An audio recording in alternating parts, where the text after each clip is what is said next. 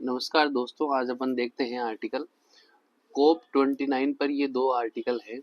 कोप 29 पर जो बड़े बड़े देशों के दिग्गज वहाँ पे समिट में इकट्ठे हो रहे हैं, जलवायु परिवर्तन पर चर्चा करेंगे। उस पर लेखक के विचार इन्होंने प्रस्तुत किए हैं। पहला आर्टिकल है कि अपने को पता है अजरबैजान के बाकू में ये कोप 29 हो रहा है। तो ये बैठक 22 नवंबर तक चलेगी। कल से स्टार्ट हो रही है। इसमें दुनिया भर के वैश्विक नेता, निर्णयकर्ता, हितधारक जलवायु संकट पर चर्चा करने के लिए जुटेंगे। कहाँ पर? बाकू में। तो अब ये मोदी बोल रहे हैं कि जलवायु संकट पर चर्चा करने के लिए जुटेंगे। जब ये प्रभावशाली नेता सब लोग आते हैं तो ये सब अपने निजी विमान, निजी जेट से आते हैं और अपन सबको पता है कि निजी विमान कितना पोल्यूशन करेगा। तो इन्होंने राय दी कि भाई आप पब्लिक ट्रांसपोर्ट का यूज करो। लेकिन इनका एक पक्ष ये भी है कि अगर वो पब्लिक ट्रांसपोर्ट का यूज करेंगे इतने बड़े नेता, तो उनको कहीं ना कहीं जोखिम उठाना पड़ सकता है। समय उनका बहुत इंपॉर्टेंट है। तो इन्होंने इस मुद्दे को थोड़ा गौण रखा। फिर उन्होंने बताई कि मेरी चिंता यह नहीं है कि हाई प्रोफाइल चर्चाओं के लगभग 3 दशकों के बाद जलवायु परिवर्तन पर कोई सार्थक कदम नहीं उठाए जा रहे। इन्होंने बताया कि 1990 के बाद में जो जलवायु परिवर्तन पर बहुत बड़ी चर्चाएं हो रही है, हाई प्रोफाइल चर्चाएं, मीटिंग्स होती है, कोप 21, कोप 27, कोप 28, तो इनमें कोई ठोस कदम नहीं उठाया जा रहा, केवल चर्चाएं की जाती है। समस्या उनके यात्रा के निजी साधनों पर उपयोग में नहीं, बल्कि इन बैठकों से ठोस, प्रभावी परिणामों की निरंतरता की कमी है। मतलब इनसे कोई रिजल्ट्स आ नहीं रहे जैसा इनमें बात होती है। साल 10 साल जलवायु परिवर्तन के समाधान पर चर्चा के लिए इकट्ठे तो होते हैं, लेकिन जलवायु संकट वैसा का वैसा ही कायम है।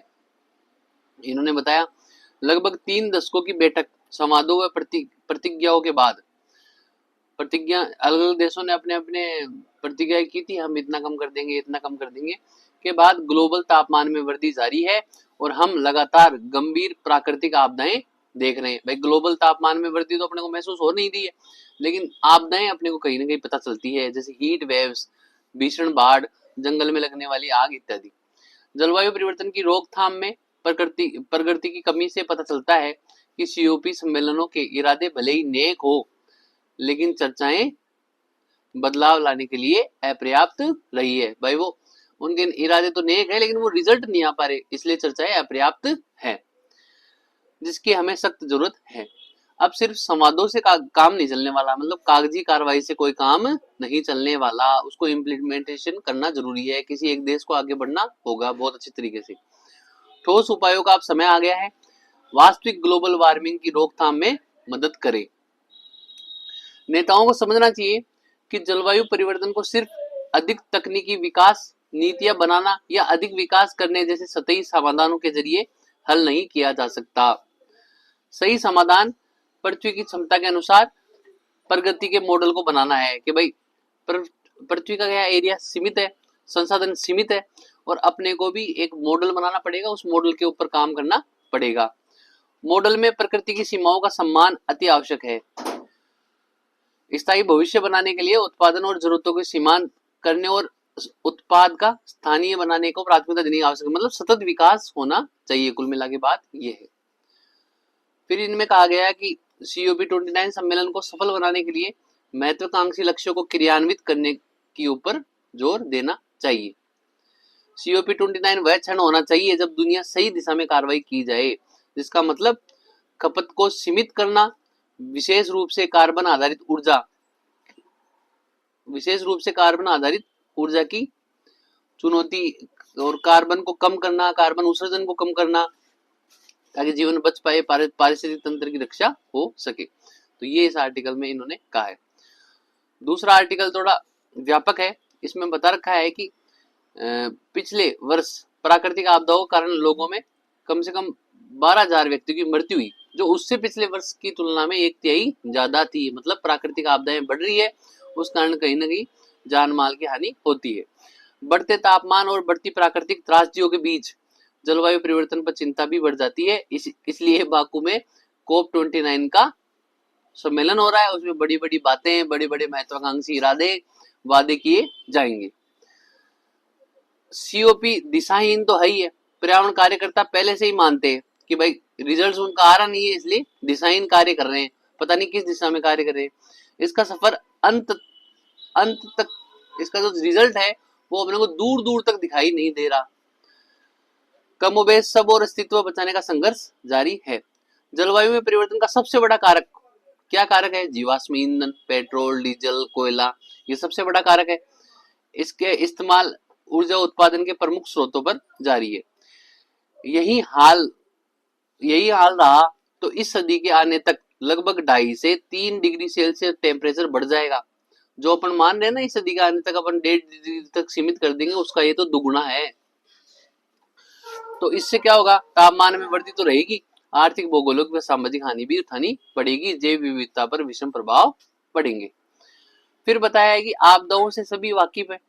भाई तापमान में वृद्धि तो किसी को महसूस नहीं हो रही, लेकिन आपदाओं से सभी वाकिफ है और ये विनाश की स्थिति है, इसको सही करना होगा। अभी थोड़े दिन पहले UNEP, United Nation Environment Programme का एक सम्मेलन हुआ था। एक रिपोर्ट आई, इमिग्रेशन रिपोर्ट, और उस कार्यक्रम में उसका ध्येय वाक्य मतलब मोटो, उसका जो टारगेट था, no more hot air please.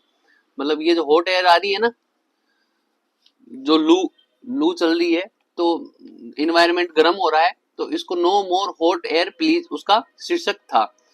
तो ये बताने के लिए है वह कार्बन उत्सर्जन में कमी लाने के लिए अपने अपने निर्धारित योगदानों को लेकर और बेहतर वादों का आह्वान किया है। उस रिपोर्ट में बताया कि भाई साहब कार्बन उत्सर्जन में कमी लाने के लिए सभी देशों ने जो अपने अपने निर्धारित लक्ष्य रखे थे उनमें बेहतर वादे करने का आह्वान सब लोगों ने उस वहां कार्यक्रम में किया।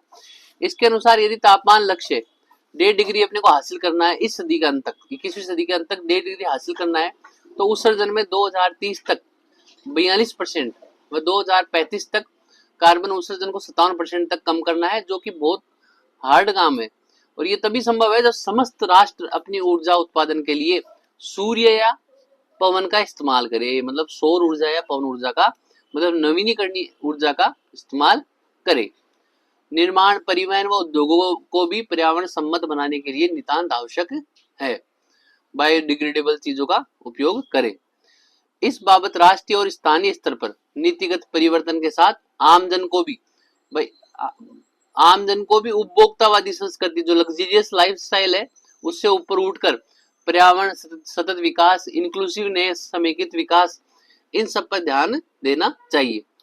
औद्योगिक राष्ट्रों को और अधिक उत्सर्जन करने वालों की अपेक्षित, भाई औद्योगिक या विकसित राष्ट्र केवल विकासशील और अल्प विकसित पर निगरानी नहीं रखे कि भाई आप पर्यावरण प्रदूषण कर रहे हैं, बल्कि उन्होंने जो पर्यावरण प्रदूषण किया है विकसित बनने के लिए, उसके एवज में उनको आर्थिक सहयोग भी प्रदान करे। अभी अपने को पता है कोप 29 है, उससे पहले कोप 28 हुई थी, ये दुबई में हुई थी, और कोप 27 शर्म अल शेख में हुई थी। तो कोप 27 में भारत ने एक प्रस्तावना रखी कि भाई जो विकसित देश हो चुके हैं वो विकासशील देशों को, अल्प विकसित देशों को हानि व क्षतिपूर्ति हेतु कोष की स्थापना करे। और कोप 28 में जो दुबई में हुई थी उसमें यूएई ने लगभग 10 करोड़ अमेरिकी डॉलर का योगदान भी दिया। ये स्टार्ट तो हो गया भाई, दुबई ने, यूएई ने 10 करोड़ अमेरिकी डॉलर का योगदान दिया, लेकिन अभी तक इतना अपेक्षित फल इसका मिला नहीं। दुनिया में सर्वाधिक कार्बन उत्सर्जन की दृष्टि से भारत तीसरे स्थान पर है कार्बन उत्सर्जन की दृष्टि से, और प्रति व्यक्ति कार्बन उत्सर्जन की दृष्टि से 125वें स्थान पर है। हालांकि हमारा प्रति व्यक्ति उत्सर्जन वैश्विक औसत का 43% है मात्र, लेकिन ये चिंता का विषय इसलिए है क्योंकि ये पिछले 24 वर्षों में 119% बढ़ गया है। सन 2000 में प्रति व्यक्ति उत्सर्जन लगभग 1 टन था, जो अब 2 टन के करीब हो गया है। फिर बात करते हैं कि जनसंख्या घनत्व को देखते हुए हमारी चिंताएं अधिक है। इसी के दृष्टिगत भारत ने 2015 में जो अपने लक्ष्य रखे थे कोप 21 में, जो अपने एनडीसी रखे थे, नेशनल डिटरमाइंड कंट्रीब्यूशन, वो लक्ष्य समय से पहले पूरे किए हैं। जैसे गैर जीवाश्म क्षेत्र में लगभग 44% ऊर्जा उत्पादन भारत गैर जीवाश्म चीजों से कर रहा है। और 2005 के तय मानकों के अनुसार भारत ने ये सोचा था कि भाई 2005 को जो मानक है, उस टाइम जो जीडीपी की कार्बन उत्सर्जन की दर है उससे 33% तक कम कर लेंगे, जो भारत ने लक्ष्य हासिल कर लिया। वैसे ये हासिल 2030 तक करना था, जो भारत ने पहले कर लिया। भारत ने लक्ष्यों को कार्य योजना की समीक्षा करते हुए 2030 तक के नवीन लक्ष्य निर्धारित किए। इन्होंने बोला ऐसी लाइफ स्टाइल होनी चाहिए जो पर्यावरण के अनुकूल हो, पर्यावरण के लिए जीवन शैली हो, इसको प्रोत्साहित किया। और जो पूर्व निर्धारित थी 2005 के जीडीपी से अपने को 33% कम करना था, उसके स्थान पर अपन ने कहा हम 45% तक कम करेंगे। ये नए लक्ष्य 2030 तक के हैं। और गैर पारंपरिक स्रोत जैसे नवीकरणीय ऊर्जा, सौर ऊर्जा, पवन ऊर्जा आदि से 40% के स्थान पर हम 50% तक उत्पादन कर लेंगे। वन व वृक्षों के माध्यम से 2.5 से 3 अरब टन कार्बन को कैप्चर कर लेंगे। वह वृक्ष करते हैं, कार्बन कैप्चर कर लेते, उससे पर्यावरण साफ होता है, अच्छा रहता है, तो ये कैप्चर कर लेंगे। ऐसे लक्ष्य हमने, महत्वाकांक्षी तो हो सकते हैं लेकिन असंभव नहीं है, हम पा सकते हैं अच्छी नीति, अच्छे निर्णय कर। जरूरत है कि नीति पर परिवर्तन के साथ वैकल्पिक स्रोतों की प्रोत्साहन की जाए। एमएसएमई के माध्यम से तीव्रता से इस लक्ष्य को पा सकते हैं। तो कोप 29 मात्र चर्चा तक सीमित न रहे, अपितु धरातल पर भी नीति परिवर्तन का माध्यम बने, तो इसकी स्वीकार्यता व सार्थकता स्थापित हो सकती है। धन्यवाद।